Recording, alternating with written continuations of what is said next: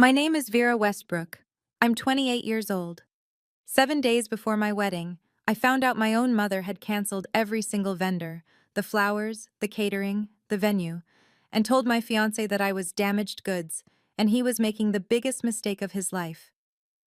On our wedding day, 200 guests arrived to an empty lot, but my maid of honor had seen this coming 6 months ago. What she planned, and what my mother walked into, changed everything. Before we begin, if you enjoy this story, please take a moment to like and subscribe, but only if you truly feel it. And tell me in the comments, what time is it where you are right now? Now, let me take you back to 8 months ago, the night Nathan got down on one knee in our kitchen, and the phone call from my mother that came 11 minutes later. Nathan proposes on a Tuesday evening. No fancy restaurant, no ring hidden in dessert. He just stands in our tiny kitchen in Ridge Hill, Georgia, holding a ring he saved 7 months for and says, "I don't have a speech. I just know I want every morning to start with you." I say yes before he finishes the sentence. We sit on the kitchen floor afterward, my back against the cabinets, his arm around my shoulder, and I keep turning my hand under the light, watching the small diamond catch it. For 11 minutes, the world is exactly right. Then my phone rings. Mom. I pick up, still smiling. Mom. But Nathan just... Where are you having it? No congratulations, no gasp, no, "Oh, honey." The wedding, she says. Where's the venue? I need to know now. I glance at Nathan. He tilts his head, listening. We haven't decided anything yet, Mom. He literally just... Well, you need to start deciding. These things book out a year in advance. I'll handle the calls. I should explain something. My whole life, every decision I've ever made has passed through my mother first. Which college? Like which major? Which apartment? When my father died, I was 19. She pulled me close at the funeral and whispered, "It's just us now. You're all I have." And from that day, saying no to her felt like abandoning a widow. So when I tell her we want to plan it ourselves, she goes quiet. 4 seconds. I count them. Fine, she says. I understand. You don't need me anymore. My chest tightens. The old guilt, the one she installed like software when I was a child, boots up instantly. No. Mom. Of course I need you. I want you to help. I hear her exhale, satisfied. Nathan watches me from across the kitchen. He doesn't say anything, but his jaw shifts, just slightly, the way it does when he's holding something back. I didn't know it then, but that phone call was the first move in a game my mother had been waiting to play. 3 months after the engagement, my mother has taken over everything. It happens gradually, the way water rises in a basement. By the time you notice, now it's already at your ankles. First, she offers to make a few calls to vendors because I'm busy teaching 3rd grade. Then she starts showing up to tastings without telling me. Then she changes my contact info on the florist's account to her own number. I wanted wildflowers, sunflowers, lavender, baby's breath, loose and messy and alive. My mother orders white roses. For elegance, she says. You'll thank me. I wanted BBQ, pulled pork, cornbread. Can't serve barbecue at a wedding. Vera can't serve barbecue at a wedding, Vera. People will talk. I wanted the seating chart to put Nathan's family up front. She rearranges it so her friends fill the first 4 rows. When I push back, gently, the only way I know how, she cries. Right there in our living room, dabbing her eyes with a tissue she already had in her hand. I'm just trying to make this beautiful for you. Your father would have wanted it this way. And I fold. Every time. Nathan starts spending longer hours in his workshop. He doesn't complain. But I catch him standing at his workbench sometimes, not building anything, just staring at the wall. One evening, Rachel, my maid of honor, my best friend since 8th grade, comes over for the first rehearsal dinner planning. She watches my mother rearrange the centerpiece samples I'd chosen, but replacing everyone. Rachel doesn't say anything to Diane, but later at the door she grabs my arm. I need you to trust me on something. Don't ask questions yet. I laugh nervously. What do you mean? She just squeezes my hand and leaves. I didn't understand. Not then. 2 months before the wedding, my mother invites Nathan to lunch. Just the two of them. She says it's to talk family things. I think it's a good sign. But Nathan comes home that afternoon and sits down across from me at the kitchen table. He folds his hands. He's careful with his words. He always is. But I can see the tension in his shoulders. Your mother told me you had a breakdown in college. My stomach drops. She used the phrase damaged goods. I stare at him. The room tilts. She said, "My daughter needs someone who can handle her. Can you? Really?" I open my mouth, but nothing comes out. Because yes, after my father died, but I went through a dark stretch my sophomore year. I saw a counselor. I worked through it.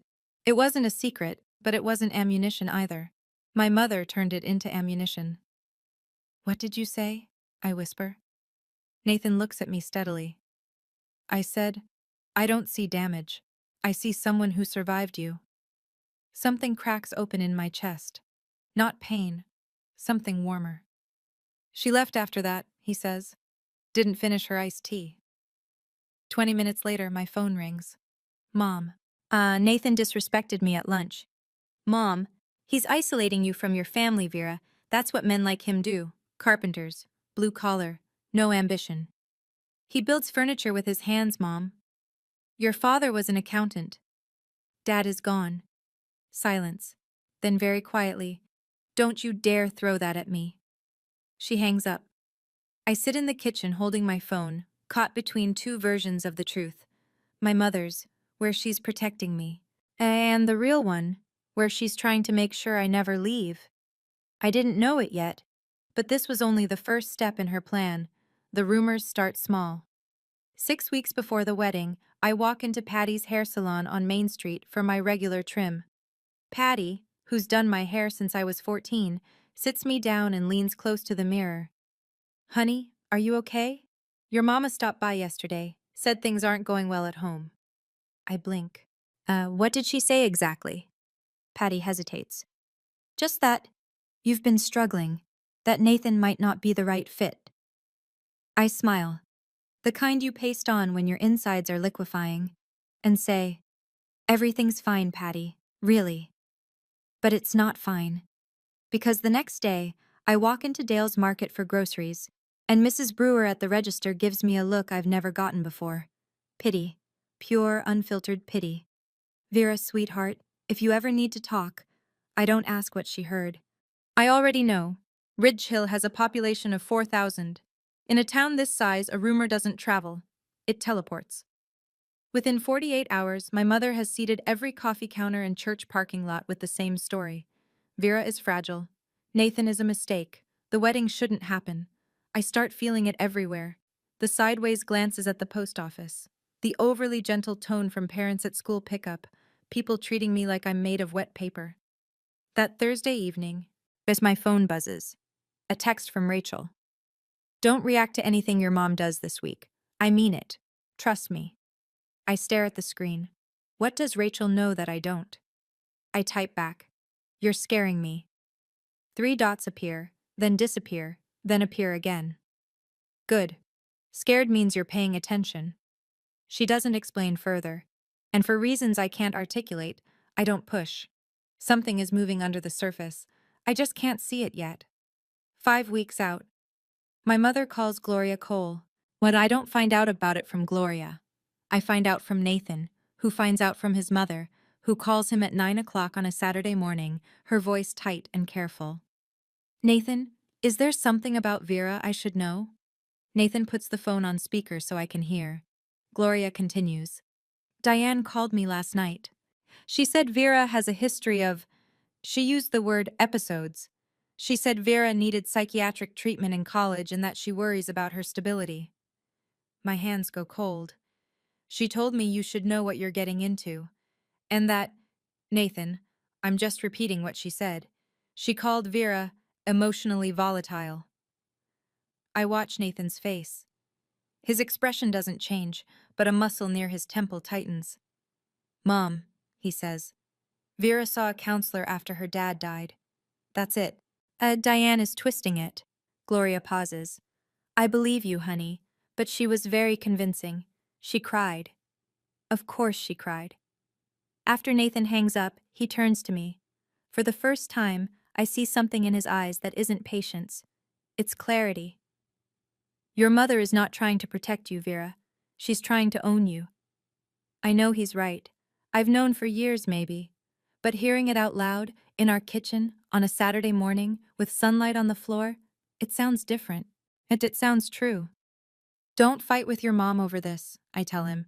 That's exactly what she wants. He nods. But his jaw is set. That night, lying in bed, I realize something.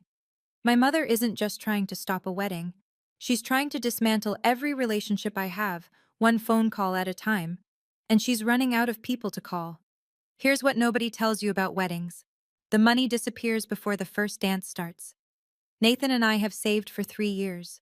And $18,000, pulled from teacher paychecks and early carpentry commissions, skipped vacations, a used car instead of a new one. Every dollar earmarked. Florist, $2,200. Caterer, $4,800. Venue deposit, $3,500. DJ, photographer, rentals, cake. The rest fills in fast. Most of those vendors have a 30-day cancellation policy. We're now inside that window. If the wedding doesn't happen, we lose almost everything. And I sit at the kitchen table one evening with our budget spreadsheet open on my laptop. Nathan's across from me, sanding a chair leg by hand because the noise of the power sander bothers our neighbor's dog. If we had to walk away right now, I say, how much do we lose? He doesn't look up. Most of it. We can't afford to lose most of it. I know. $18,000.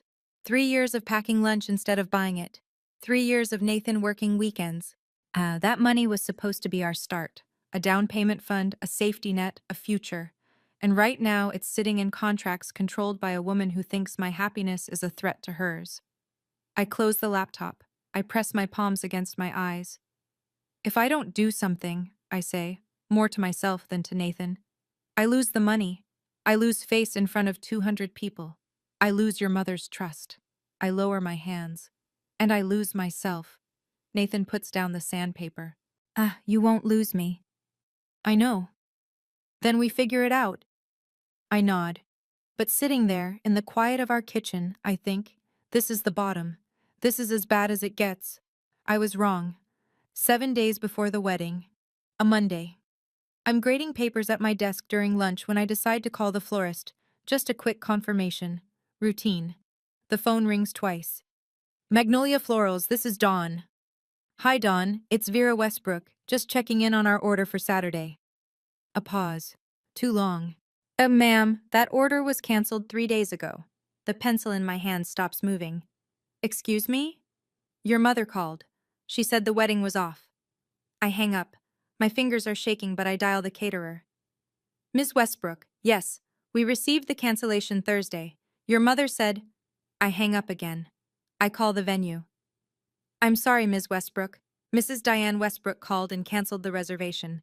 She said the family had decided... I don't let her finish.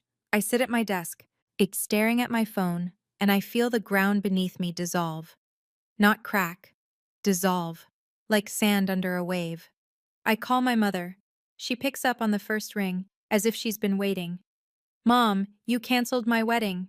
I canceled a mistake. That was not your decision. Everything about you is my decision, Vera. I grip the edge of my desk. I raised you, she says, her voice flat and even. I fed you. I buried your father alone. This wedding? Yo, it's mine to give or take. Something shifts inside me. Not anger, not yet. Something colder. Something that has been sleeping for 28 years and just opened its eyes. No, I say. It isn't. I hang up. My hands are still shaking, but my voice was steady. And that surprises me more than anything my mother just said. The room is very quiet. 22 third graders are at recess, and I'm sitting alone with the wreckage. I don't remember driving home, and I remember the kitchen floor, the cold of the tile through my dress, the way the afternoon light made a rectangle on the wall that moved so slowly it felt like time had thickened. I'm not crying. That's the strange part. I'm just sitting there, my back against the dishwasher, my bag still on my shoulder, staring at nothing. Nathan finds me like that when he comes in from the workshop, sawdust on his forearms. He looks at me and doesn't ask what happened. Yet he just sits down next to me on the floor, close enough that our shoulders touch. 10 minutes pass, maybe 15. The refrigerator hums. She canceled everything, I say finally. Every vendor, all of them. He doesn't flinch. When? 3 days ago, behind my back. His hand finds mine. His palm is rough and warm. She told me this morning it was hers to give or take, I say. The wedding, our wedding, she said it belongs to her. Nathan is quiet for a moment.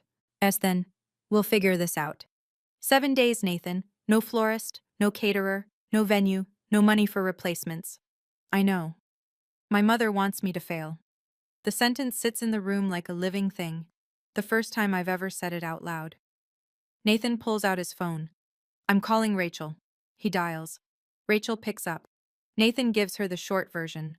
Vendors cancelled. Diane responsible. 7 days. Rachel listens. I can hear the silence on her end. Not the silence of shock. Hook call. Nathan and I look at each other. Call. Nathan and I look at each other. Don't call any vendor, Rachel says. Don't call your mother. I need 48 hours.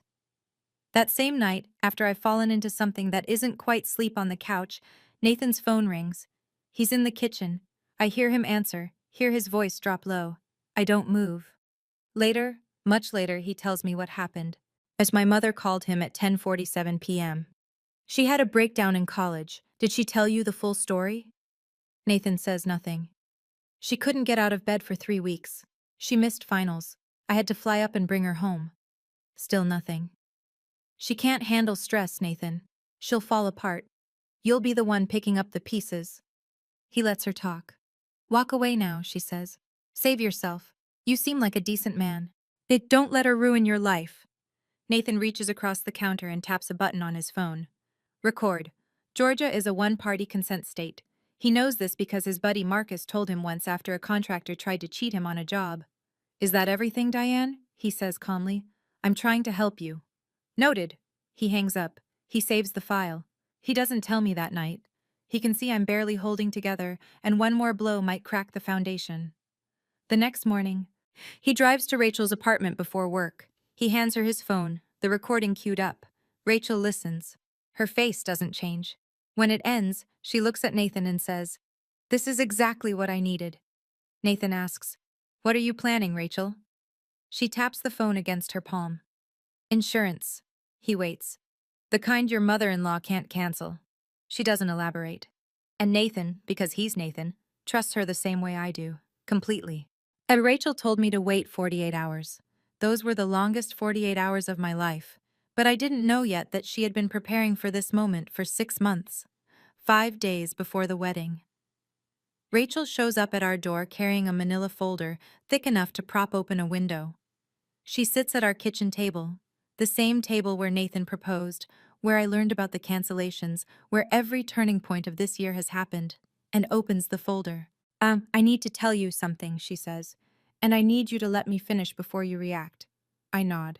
The day your mom volunteered to handle the wedding, 6 months ago, I started making backup plans. I stare at her. 6 months? Do you remember your college graduation? I do. My mother arrived 40 minutes late, started an argument with my roommate's parents over parking, and spent the reception telling everyone that my education degree was a waste, and I should have gone into business. I cried in the bathroom. Rachel held my hair back. I made a promise to myself that day, Rachel says. She would never ruin another milestone for you. She pulls out a printed contract. Elmwood Garden Estate, a private garden property 12 minutes from downtown Ridge Hill, owned by a woman named June Whitfield, a friend of Rachel's from event planning. Though the contract is signed, Rachel's name, dated 6 months ago, a $2,000 deposit, Rachel's own money. You spent your own money? My voice cracks. You'd do the same for me. I look at the date on the contract, 6 months. She started this the same week my mother took over the vendor calls. Rachel saw it coming before I did, before anyone did. Nathan leans against the counter, arms crossed. He's staring at Rachel like she just walked through a wall. I didn't do this because I hate your mother, Rachel says. I did this because I love you. I don't have words. I just have tears. And for the first time in months, they're not the sad kind. Rachel flips through the folder like a general briefing a war room. Florist, Sandy's Blooms, out of Cartersville. Wildflowers, sunflowers, lavender. She looks at me. Exactly what you originally wanted.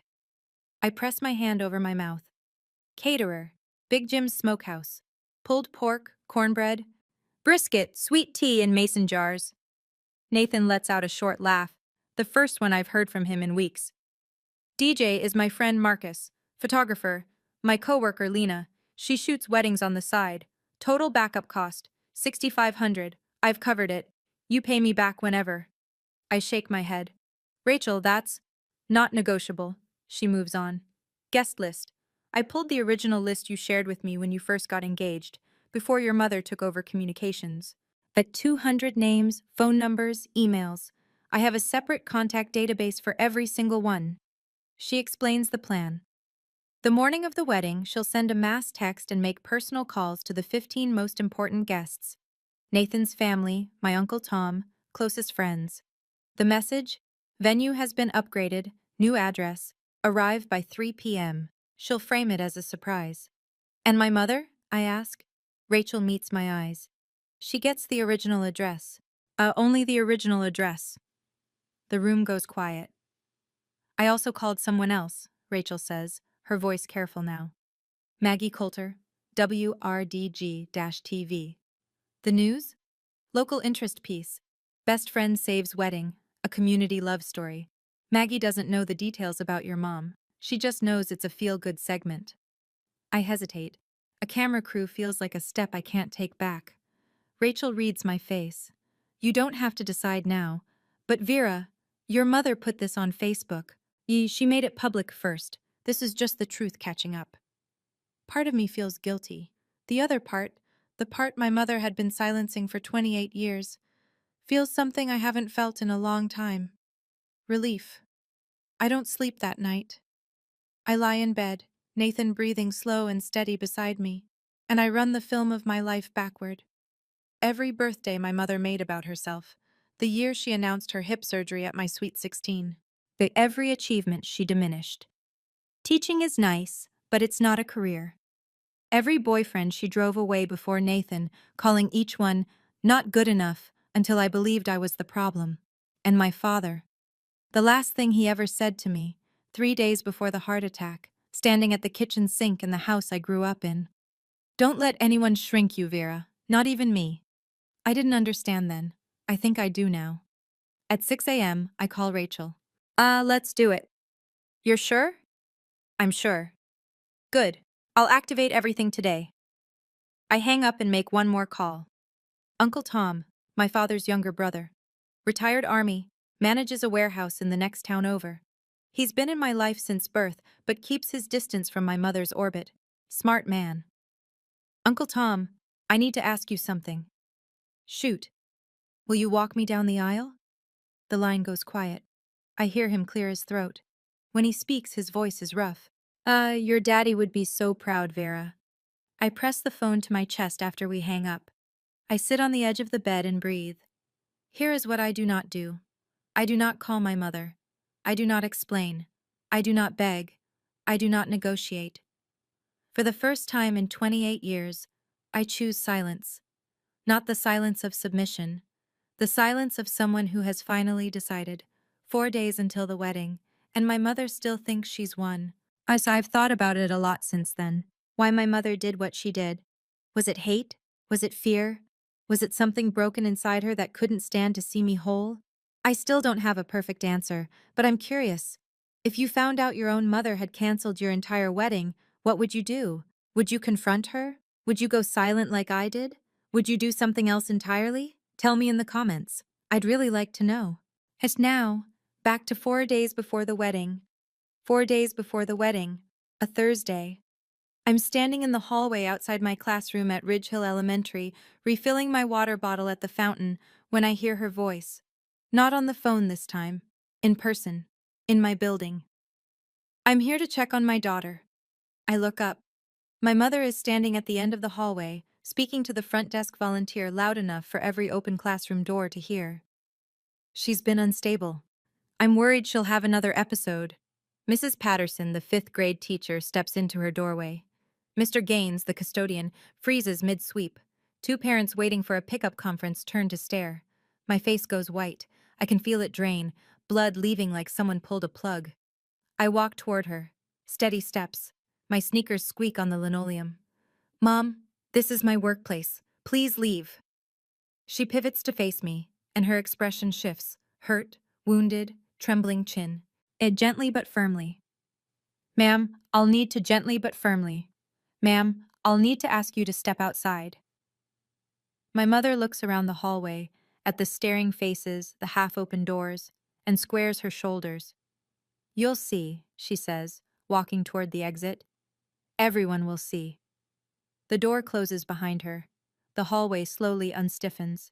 As Mr. Gaines resumes sweeping, Mrs. Patterson gives me a small, helpless shrug. Then a hand touches my elbow.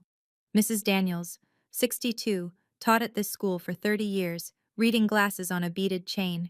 She leans close. Honey, my mother was the same. Don't let her win. 5 words from a near stranger. And they hold me up for the rest of the day. 2 days before the wedding, or a rehearsal dinner at Gloria Cole's house, a cozy ranch-style home with a wraparound porch and string lights Nathan hung last summer. About 30 people, Nathan's family, a few close friends, Rachel, Uncle Tom, fried chicken, potato salad, Gloria's famous sweet potato pie. The mood is warm, nervous, hopeful. My mother was not invited. She comes anyway.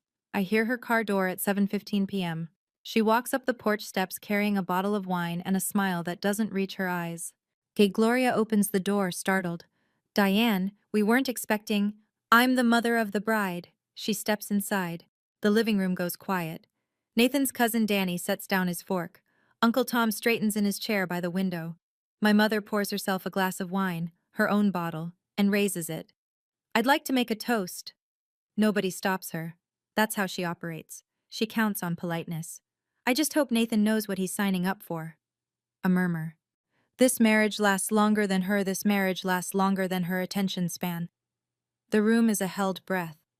Gloria stands, her voice is iron-wrapped in velvet. Diane, that's enough.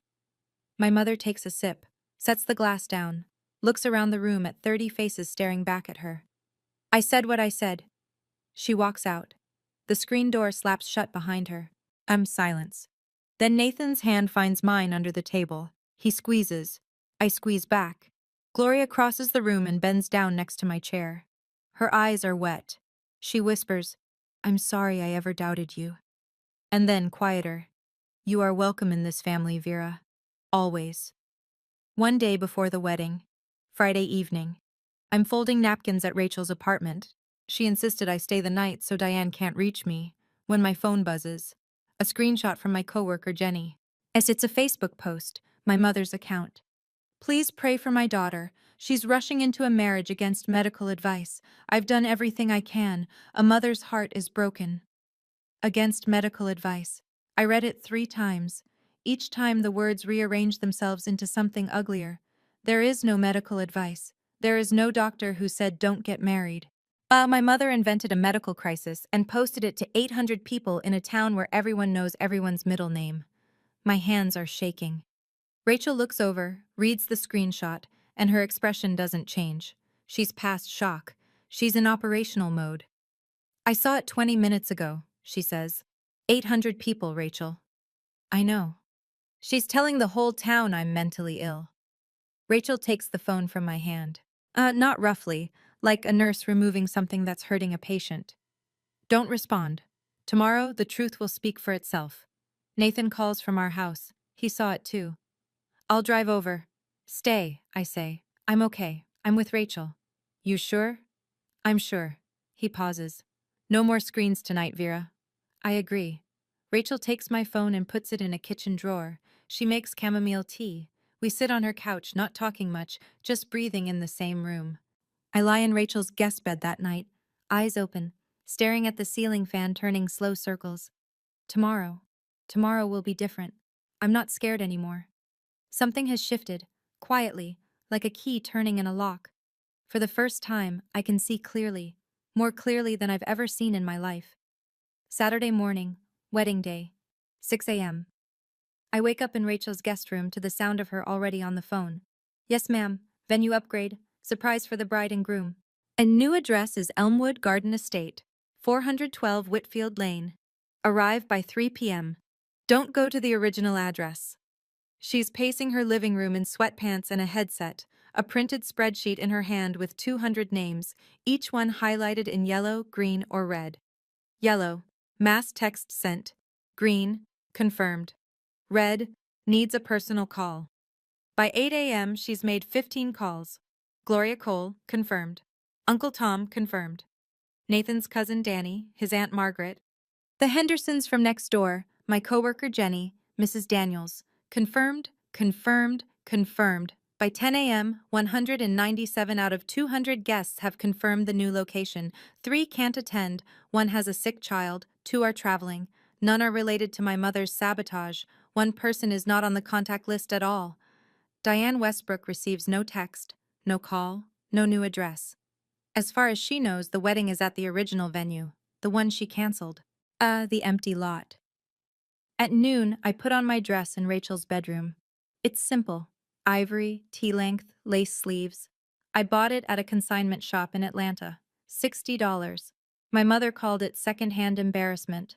I call it mine. Uncle Tom arrives at 1:30 p.m. He's wearing a gray suit, polished shoes, eyes already red. He sees me and stops in the doorway. Lord Vera, you look like your daddy on his wedding day, stubborn and beautiful. Rachel checks her watch, checks her list. Looks at me. Ready? I smooth my dress. I take a breath. I've been ready for 28 years. For the first time, my wedding feels like mine. Elmwood Garden Estate sits at the end of a gravel lane lined with pecan trees. There's a white wooden gate, open wide. Beyond it, a rolling lawn edged with wildflower beds. Sunflowers, lavender, baby's breath. The flowers I chose, the flowers my mother erased. Rachel brought them back. Fairy lights are strung between 2 ancient live oaks, swaying just enough to make the light shimmer. Wooden chairs line a center aisle, chairs Nathan built himself over the last year, 1 every weekend, stacked in his workshop, where I thought he was just staying busy. He was building our wedding without me knowing. The BBQ pit is already going. Big Jim himself, in his denim apron, tends the smoker. Pulled pork, cornbread, sweet tea in mason jars, just like I dreamed. Guests start arriving at 2:30. They step through the gate and stop. And almost every one of them stops. Some press their hands to their chests. Some laugh in disbelief. Mrs. Henderson whispers to her husband, "This is better than the original." Gloria Cole walks in, sees the wildflowers, sees the hand-built chairs, sees the fairy lights catching the Georgia afternoon sun. She finds me near the garden trellis and wraps her arms around me. Tight, real. This is what your wedding was always supposed to look like. Maggie Coulter from WRDG-TV arrives quietly with her cameraman. They set up off to the side. Unobtrusive, professional. Rachel briefs them. A heartwarming story about friendship and community. That's all they need to know for now. Old Mrs. Freeman, my neighbor since childhood, 81 years old, Sunday hat and all, finds me and takes both my hands. Your daddy is watching, sweetheart. I know it. I believe her. 200 chairs, 197 guests, and the only person missing is the one who tried to make sure none of this would exist. 3 o'clock. The afternoon light turns gold. Uncle Tom takes my arm at the end of the aisle. His grip is firm, military firm, but his hand is trembling. Slow steps, he murmurs. Make it count. The music starts. Not a grand orchestral piece, just a guitar. Rachel's friend Caleb sitting on a stool under the live oak and playing a finger-picked version of the song Nathan and I danced to on our first date in his workshop, sawdust still on the floor. I step forward. 200 faces turn. Some are smiling. Some are already crying. Gloria Cole holds a tissue to her nose. Mrs. Daniels nods at me from the 3rd row.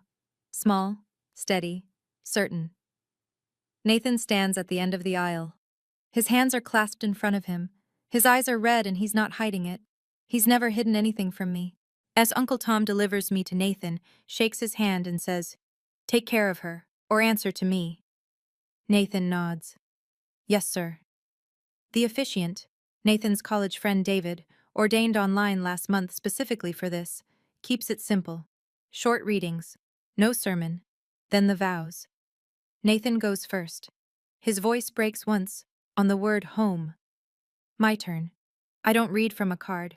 I look at him and say what I've been holding for months. I choose you. Not because I need to be saved, but because I finally know I deserve to be loved without conditions. The garden goes quiet, even the birds, it seems. I don't need permission to be happy. Not from anyone. Not anymore. Nathan's hand finds mine. The officiant pronounces us married. We kiss under the live oaks, and the fairy lights sway, and 197 people rise to their feet. The sound of their applause fills the garden like a wave, and somewhere, 12 minutes away, an empty lot waits in silence. And 3:15 p.m., 12 minutes away. I learn the details later, pieced together from Uncle Tom, from the security guard, from Maggie Coulter's footage. My mother drives to the original venue at 3:15. She parks her silver sedan, the one she always keeps spotless because appearances matter, and steps out in a navy blue dress and pearl earrings. She's not dressed for grief. She's dressed for victory. She walks toward the lot. It's empty. No tent, no chairs, no flowers, no caterer. Cancelled vendors, the empty venue. Her cancelled vendors, the empty venue. Her daughter's dream, erased. In her mind, the story ends here, with Vera humiliated, crawling back, needing Mama again. Then she looks around. No cars, no guests arriving, no confused relatives milling about, no one weeping on their phone, no one at all. The smile fades. And she pulls out her phone and calls me.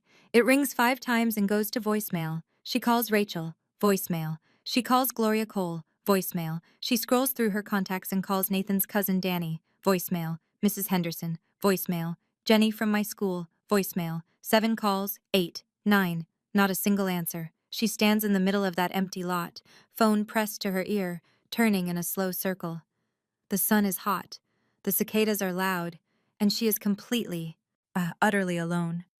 I try to imagine what that moment felt like for her, the exact second she understood. The second the smile dropped, and the realization landed like a stone in still water. She came to watch me break. Instead, she stood in an empty field, calling number after number, and no one answered. Someone answers eventually. A distant cousin of Nathan's, Bev, 74, hard of hearing, probably didn't understand the "Don't tell Diane" memo. She picks up on the 6th ring. Oh, Diane, didn't you get the message? Wedding's at Elmwood Garden now. Pretty place out on Whitfield Lane. My mother hangs up without saying goodbye. 25 minutes later, she must have broken every speed limit in Ridge Hill. Her silver sedan crunches up the gravel lane at Elmwood Garden Estate. She sees the white gate, the fairy lights through the trees. She hears the music, the laughter, the clinking of glasses, and the smoky sweetness of barbecue drifting through the Georgia air. And she parks. She walks to the gate. Her heels sink slightly into the gravel. A man is standing at the entrance. Kyle, Rachel's friend, 6'2", calm-faced, holding a clipboard. He's been briefed. Good afternoon, ma'am. May I see your invitation? My mother straightens. I'm the mother of the bride. Kyle looks down at his list. He scans it carefully, top to bottom. He looks up. I'm sorry, ma'am. Your name isn't on the guest list. My mother stares at him. Her mouth opens, and then closes. There must be a mistake. No mistake, ma'am. I've checked twice. Through the gate, she can see the chairs, the wildflowers, the mason jars, the guests laughing. She can see the back of my dress. She can see Nathan's arm around my waist. Everything she tried to destroy is right there, alive and whole and glowing. And there is a gate between her and it, and a man with a clipboard, and her name, nowhere on the list. I understand this is difficult, Kyle says gently, but I can only allow listed guests. For the first time in her life, my mother is on the outside of a door she can't open. And the key is not in her hands. She doesn't leave quietly. I piece this together from Maggie Coulter's footage, which I watch only once, 2 weeks later, and never again. My mother's voice rises, first measured, then sharp, then raw. This is my daughter's wedding. I am her mother. Kyle doesn't move. He keeps his hands clasped in front of him, and his expression neutral. He's been trained for this. Rachel thought of everything. Ma'am, I understand, but I'm not authorized to. Authorized. I gave birth to her. Several guests near the gate turn their heads. Nathan's Aunt Margaret whispers something to the person next to her. Mrs. Henderson shakes her head slowly. My mother sees the faces looking at her, not with sympathy, not with confusion, with recognition. They know what she did. But Rachel's venue change message was clear. Due to unforeseen vendor cancellations by a family member, the wedding location has been moved. Everyone knows who that family member is. Then my mother sees the camera. Maggie Coulter and her cameraman have moved toward the gate, not aggressively, just doing their job. The red light is on. My mother freezes. The tears, the ones she can summon on command, stop. She looks at the lens the way a deer looks at headlights. For one long moment. Just she stands there, the mask cracking. Not the grieving mother, not the protective parent, just a woman in a navy dress who bet everything on control and lost. She turns around, walks to her car, opens the door, gets in, drives away. She doesn't look back. Inside the garden, I'm dancing. Nathan leads me through a clumsy two-step on the grass, while Caleb plays guitar and the fairy lights turn on as the sun dips. I don't know my mother came. I don't know she left. But Rachel stands near the dessert table, watching the gate. She sees the silver sedan disappear down the gravel road. She picks up her glass of sweet tea, takes a sip, and walks back to the dance floor. No triumph, no gloating, just peace. She came, Rachel tells me days later. She left. You didn't miss anything. The rest of the evening is the kind of ordinary I've been starving for. Paper plates loaded with pulled pork, sweet tea refilled 3 times, Nathan's 7-year-old nephew, Tom Brady, chasing fireflies across the lawn while his grandmother yells at him to watch the flower beds. We cut the cake, 2 tiers, buttercream frosting, a small cluster of wildflowers on top. I made the topper myself, 2 tiny wooden figures Nathan carved last month. He thought I didn't notice the wood shavings on his workbench. I noticed. Gloria stands up to speak. She's not a woman who enjoys public attention, so when she clears her throat and the garden goes quiet, it means something. I'm not a speech person, she says, but I want to say this. Welcome to the family, Vera, for real this time. A few people laugh, a few people cry. I do both. Uncle Tom goes next. He holds his glass steady, but his voice wavers. My brother always said Vera would find her way. He pauses, swallows. He was right. The applause is gentle, not a roar, just a warm, even sound like rain on a porch roof. So I sit at the long wooden table, one Nathan built for a client last year but decided to keep. And I look around. 200 people eating barbecue in a garden full of wildflowers under fairy lights in a small Georgia town. Nobody is performing. Nobody is managing appearances. Nobody is watching to see if I'll crack. For the first time in my life, a celebration isn't being held hostage. Rachel catches my eye from across the table. She raises her mason jar. I raise mine. But we don't say anything. We don't need to. That was the first celebration of my life that wasn't stolen from me. Later that night, after the last guest has gone and the fairy lights are still blinking softly in the empty garden, Nathan and I sit on the porch steps at our house. My shoes are off. His tie is loose. The night air smells like jasmine and leftover smoke. There's something I need to show you, he says. He pulls out his phone and opens an audio file. Dated 6 days ago, 10:47 p.m. I didn't play this for you before because you were already breaking. He presses play. My mother's voice fills the dark porch. She had a breakdown in college. Did she tell you the full story? I listen. She can't handle stress. She'll fall apart. I keep listening. Walk away now. Save yourself. The recording ends. The cicadas take over. I sit with it. My mother's voice. The one that sang me to sleep. The one that read me stories. The one that told me I was too fragile, too broken, too damaged for anyone to love, hanging in the warm night air. I'm not damaged, I say. I never was. Nathan doesn't argue. He just waits. I want to send this to Maggie Coulter. He looks at me. Are you sure? My mother put it on Facebook first. She told 800 people I was mentally ill. She told the whole town my marriage was a mistake. I fold my hands. I'm not putting her on blast. Oh, I'm just letting people hear her real voice. Okay. And the vendor cancellations, the emails, the voicemails where she pretended to be me, Rachel has all of those. Nathan nods. This isn't revenge, I say, as much to myself as to him. This is just the truth, without her editing it. He puts his arm around me. The porch light flickers. Somewhere down the road, a dog barks twice and stops. I'm not doing this to hurt her. I'm doing this so she can never rewrite the story. The next morning, Sunday, I sit at the kitchen table with a blank sheet of paper and a pen. Not an email, not a text, a letter. Handwritten. Because some things should cost effort. I write 3 drafts before I get it right. The first is too angry. The second is too kind. The third is honest. Mom, I love you. I need you to know that first, because the rest of this letter will be hard to read. You canceled my wedding. You told my fiancé I was damaged goods. You told the town I was mentally ill. You told his mother I was unstable. You came to my workplace and implied I was having a breakdown in front of my colleagues. You posted on Facebook that I was marrying against medical advice. That was a lie. I don't hate you for any of this, but I can't pretend it didn't happen. I think you're afraid. I think you've been afraid since Dad died. Afraid of being alone, afraid of losing control, and afraid that if I build my own life, there won't be room for you in it. There is room. There will always be room. But not like this. I need distance. I don't know for how long. When you're ready to talk, really talk, without guilt, without tears used as weapons, without trying to control the conversation, I'll be here. But the door opens from my side now. Not yours.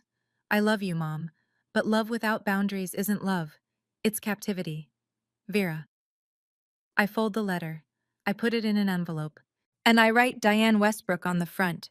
I drive to Uncle Tom's house and hand it to him. He reads it standing in his doorway. When he finishes, he folds it carefully and looks at me. Your father would have written the same thing. He delivers it that afternoon. I don't ask how she reacted. I'm not ready to know. 1 week after the wedding, Maggie Coulter's segment airs on WRDG-TV.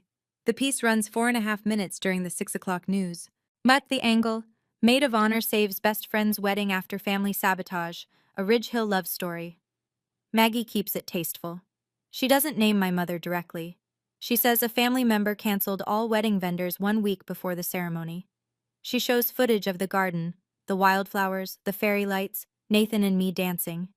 She interviews Rachel, who says simply, when someone you love is in trouble, you don't wait for permission to help. She doesn't need to name Diane. But in a town of 4,000, subtraction is identification. If the mother of the bride isn't in the wedding footage and a family member did the sabotage, everyone does the math.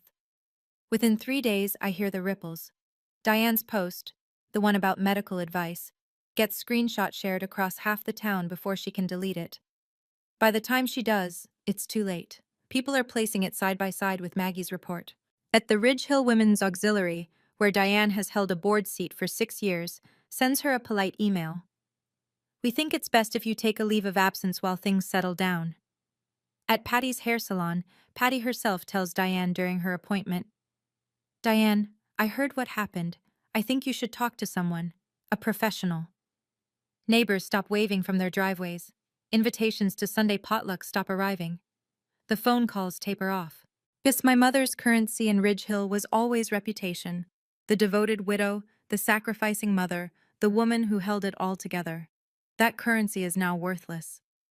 A woman on the town's Facebook group writes what everyone is thinking. I always thought Diane was a devoted mother.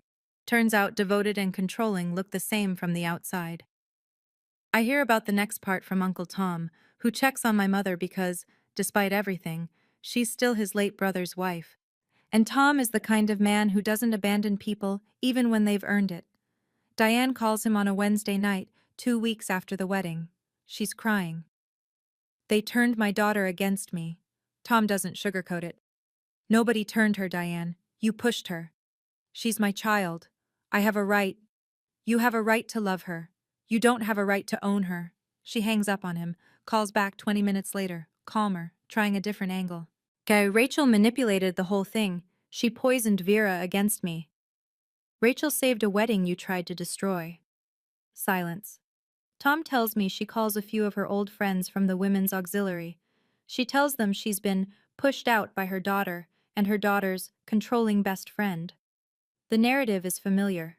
Diane, the victim. Diane, the misunderstood martyr. But this time, nobody buys it. Everyone saw the Facebook post. Everyone watched Maggie's report. Us need help. Real help, not sympathy. Tom need help. Real help, not sympathy. Tom drives by Diane's house one evening and sees the lights on in the kitchen. Through the window, she's sitting alone at the table, looking at an old photo album. Her wedding album, her and my father. Young, smiling, unbroken. He tells me this carefully, like he's not sure I want to hear it. I listen. I hope she gets help, I say. I mean it. Not because I've forgiven her, because I know what it looks like when someone is drowning and too proud to call for a life vest. I tell Tom, if she agrees to see a therapist, I'll go to one session of family counseling with her. One. That's my offer. It's not forgiveness. It's a condition. And it's the most generous thing I can give right now. The money sorts itself out, mostly. But Nathan and I contact the original vendors, the ones my mother canceled by impersonating me. We bring the receipts. The emails where Diane signed as Vera Westbrook. The voicemails where she used my name. The florist and the caterer both review the evidence and agree. We didn't authorize the cancellation. Dawn at Magnolia Florals refunds $2,200. The caterer returns $4,800. That's $7,000 back. Not everything, but enough to breathe. The venue, Ridge Hill Community Pavilion, has a stricter policy. No refund past 30 days. But the manager, after hearing the story and seeing the voicemails, offers a credit toward a future event. Nathan says we'll use it for a first anniversary party. I laugh for the first time in a while.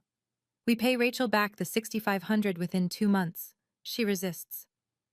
Consider it a wedding gift, she says. I wire it anyway. Some debts aren't about money. They're about respect.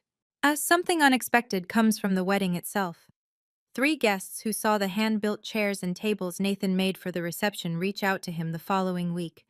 Custom furniture orders. A dining set for the Hendersons, a rocking chair for old Mrs. Freeman, a bookshelf for Maggie Coulter's producer. Nathan's workshop, which had been struggling for steady clients, suddenly has a 3-month waitlist. I don't file charges against my mother. I don't sue for damages. And I consider it, briefly, but I'm a 28-year-old teacher in a small town, and she's my mother. The legal system isn't built for this kind of wound. But I keep everything, every voicemail, every email, every screenshot, filed neatly in a folder Rachel labeled, just in case. We didn't get rich. We didn't get even. We just got free. 3 months later. Our house is small. 2 bedrooms, 1 bathroom, a porch that needs repainting. Nathan says he'll get to it in spring. And I believe him because the man finishes everything he starts. I go back to teaching. The 3rd graders don't know anything about what happened, and that's exactly how I want it. They care about multiplication tables and who gets to feed the class hamster. It's the most grounding thing in my life. Mrs. Daniels, the teacher who whispered, "Don't let her win" in the hallway that day, starts leaving a cupcake on my desk every Friday. She never mentions why. I never ask. Gloria Cole and I have dinner together every other Sunday. She's teaching me to make peach cobbler, the Cole family recipe, handwritten on an index card so old the ink is fading. Last Sunday, she handed me the original card. "It's yours now," she said. "Family recipe goes to family." I taped it inside our kitchen cabinet, next to a photo of Nathan and me at Elmwood. I haven't spoken to my mother directly. Uncle Tom is the bridge. He tells me she started seeing a therapist. Went twice. Quit. I went back. Quit again. Then went back a 3rd time. "She's trying," Tom says on the phone one evening. Slowly. Slowly is fine, I tell him. I'm not going anywhere. I mean it. The door I described in my letter, the one that opens from my side, is still there. I check on it sometimes, in my mind, the way you check on a plant you're not sure will survive the winter. I don't need my mother to be perfect. I just need her to stop pretending I'm broken. That's the minimum. And for the first time, I'm not afraid to hold it. I want to say something to you directly, not as a character in a story. As me. Vera. I didn't tell you all of this so you'd hate my mother. She's a woman in pain. She lost her husband too young, and she never learned the difference between holding on and holding hostage. Her fear is real. Her grief is real. But her pain doesn't give her the right to destroy my life. And yours doesn't either, whoever yours is. But if you have someone in your life, a mother, a father, a sibling, a partner, who uses love like a leash, who makes you feel guilty for being whole, who punishes you for growing, I want you to hear me. You are not ungrateful for wanting air. You are not selfish for saying no. You are not a bad daughter or a bad son for building a life that doesn't orbit their anxiety. Boundaries are not walls, they're doors, and you get to hold the key. I didn't plan a revenge. I didn't scheme. And I was lucky. I had Rachel. I had Nathan. I had Uncle Tom and Gloria and Mrs. Daniels and 200 people who showed up at a backup garden on a Saturday in Georgia because someone sent them a text that said, "Trust me." If you don't have a Rachel, if there's no one in your corner right now, then be your own Rachel. Make a plan. Not a plan for revenge. A plan for your future. A plan that protects the version of yourself your mother or father or whoever is trying to erase.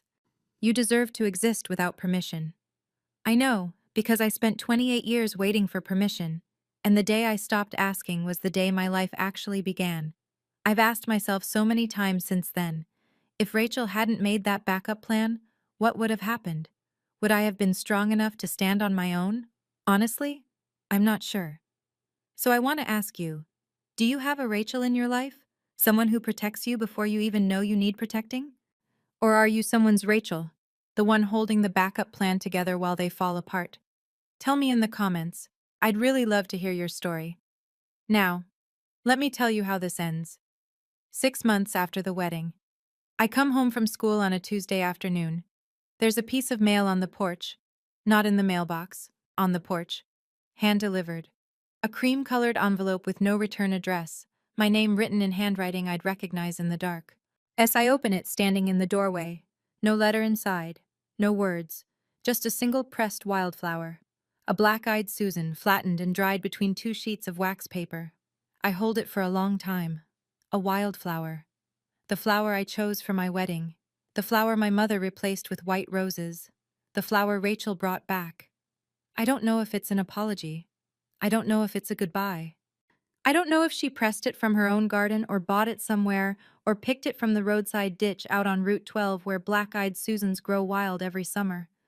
I don't call her. I'm not ready. Maybe she's not ready either. I carry the flower inside and place it on the bookshelf, leaning against our wedding photo.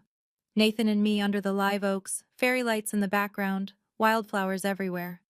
My mother didn't say anything.